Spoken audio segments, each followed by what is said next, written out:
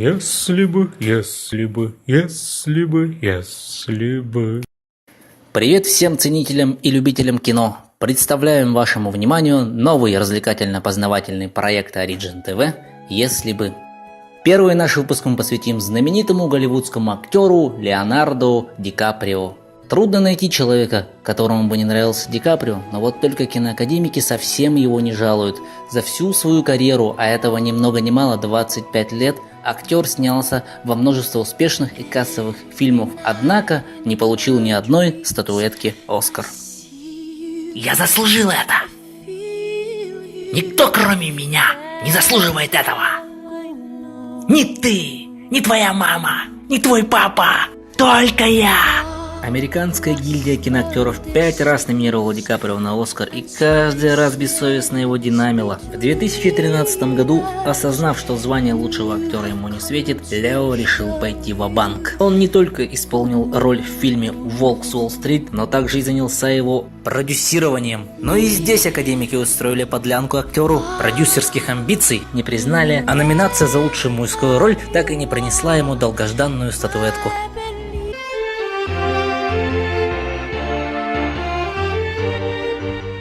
Но несмотря на то, что желанный золотой человек постоянно ускальзывает из рук Леонардо, он все равно остается одним из самых высокооплачиваемых актеров Голливуда. За один фильм «Начало» он получил 59 миллионов долларов. Если подумать, то за эти деньги он вполне может основать кинопремию и отлить позолоченные статуэтки имени себя любимого. И может сделать примерно так.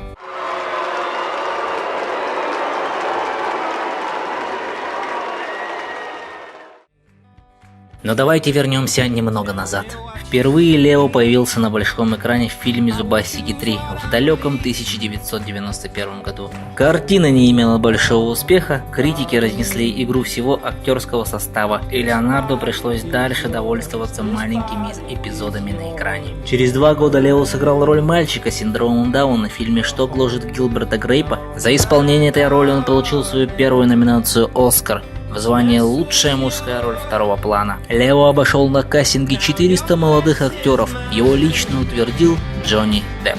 Юный актер сразу же добился популярности в Голливуде, он получил лестное одобрение кинокритиков и толпу фанатов. Однако настоящая слава пришла к нему в 1997 году после выхода на широкий экран фильма Джеймса Кэмерона «Титаник», в котором актер исполнил главную мужскую роль. Его персонаж Джек Доусон свел с ума миллионы женских сердец. А может и мужских сердец.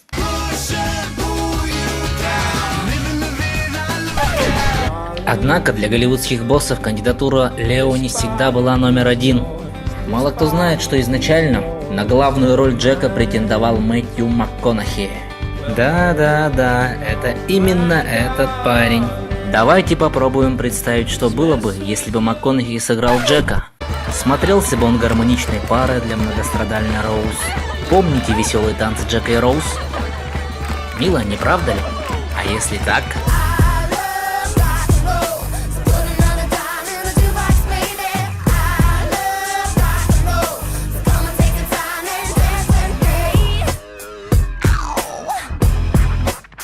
Слава богу, что МакКонахи не получил главную роль в фильме «Титаник», но все же ему удалось поквитаться с Лео. 86-я церемония вручения «Оскар» собрала миллионы зрителей. Очень многих людей волновал ответ лишь на один вопрос.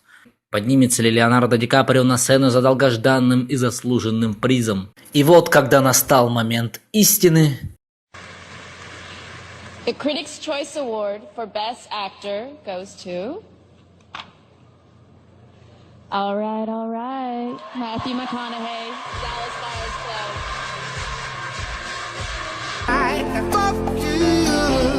Fuck you, and fuck her too. Said if I was richer, I'd still be richer.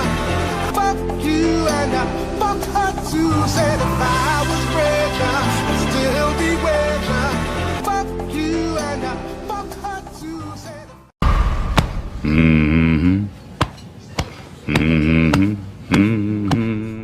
Не нужно нужно обижаться, Лео. Мы все знаем, ты и так хорош. Уроки актерского мастерства тебе абсолютно не нужны. Это может подтвердить твой старый друг Рассел Кроу. Судьба Рассела и Ди Каприо часто пересекалась. Они вместе снимались в совокупности лжи и в фильме «Быстрый и мертвый». Кстати, как раз на съемках второго эти двое успели подружиться. Оба тогда не дотягивали до ранга Шерон Стоун и Джина Хэкмана, которые на тот момент были единственными большими звездами картины. В связи с этим Лео и Рассел старались держаться вместе, чтобы не слишком остро ощущать, так сказать, статусную неполноценность. Но все в этой жизни меняется. Некогда приятели в один миг стали конкурентами. Расселу и Лео пришлось столкнуться лбами за роль в фильме «Кровавый алмаз».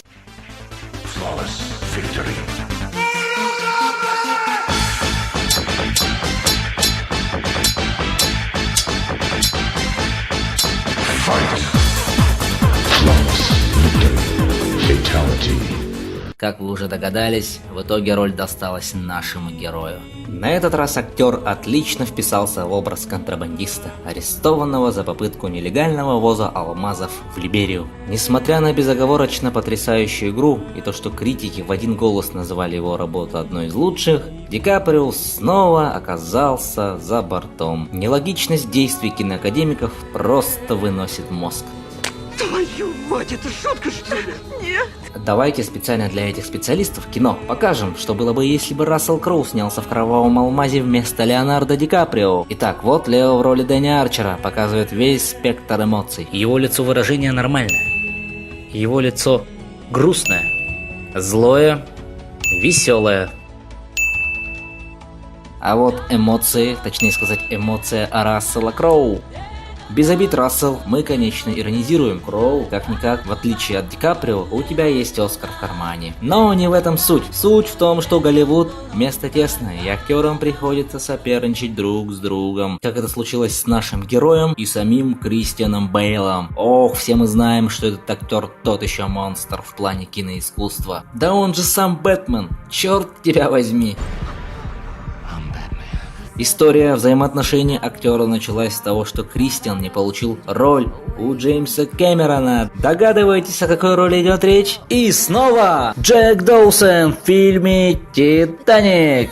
Кэмерон забраковал Бейла из-за его национальности. Он решил, что негоже сразу двум британцам, Кристиану и Кейт, изображать персонажей американцев. Вот и подвернулся режиссеру Лео. Далее история соперничества двух актеров продолжается в борьбе за роль Патрика Бейтмана в «Американском психопате». Тут реванш берет Кристиан, но по каким-то причинам его заменяет Ди Каприо, который вскоре почему-то сам отказывает от участия в проекте. И Бейл снова в игре, точнее в фильме. Возможно, у Кристиана получился бы совсем другой Джек, более мужественный, более серьезный, более несмазливый. Но согласитесь, что та трогательность, которая привнес Леонардо в возлюбленную Роуз, есть что-то завораживающее, эталонное. Помните, как беззаботно бегали Роуз и Джек по кораблю? А ведь Кристиан тоже может весело бегать с девушкой. Ну или за девушкой.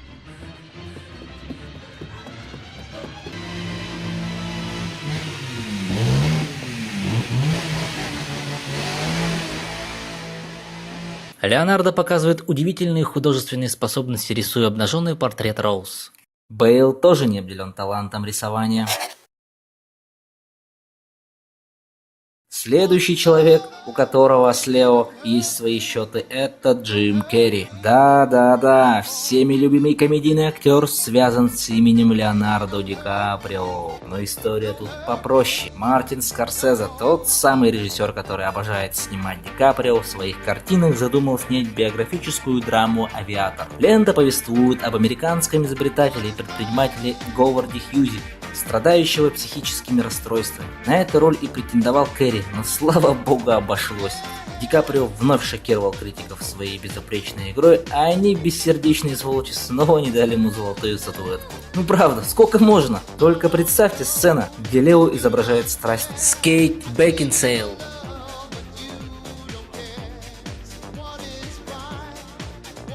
А теперь страсть в стиле Джима Керри.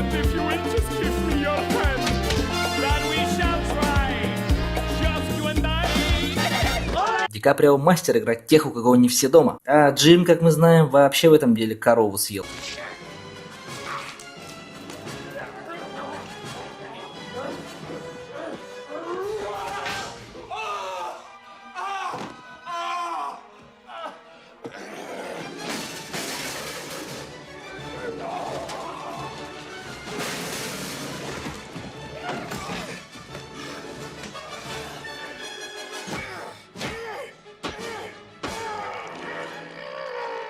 Думаю, этим все и сказано. Таким образом, мы видим, что Леонардо Ди Каприо, будучи одним из самых талантливых актеров современности, сыгравший немало значительных ролей, прозябает в бессознательной немилости киноакадемиков. Доказывать свою актерскую состоятельность уже нет смысла, ведь весь мир и мы знаем, что ему по силам сыграть любую роль. На его фильмы ходят все и всегда. Ну и напоследок мы бы хотели показать вам следующий кадр, в котором невозможно представить никого другого, кроме Леонардо Ди Каприо.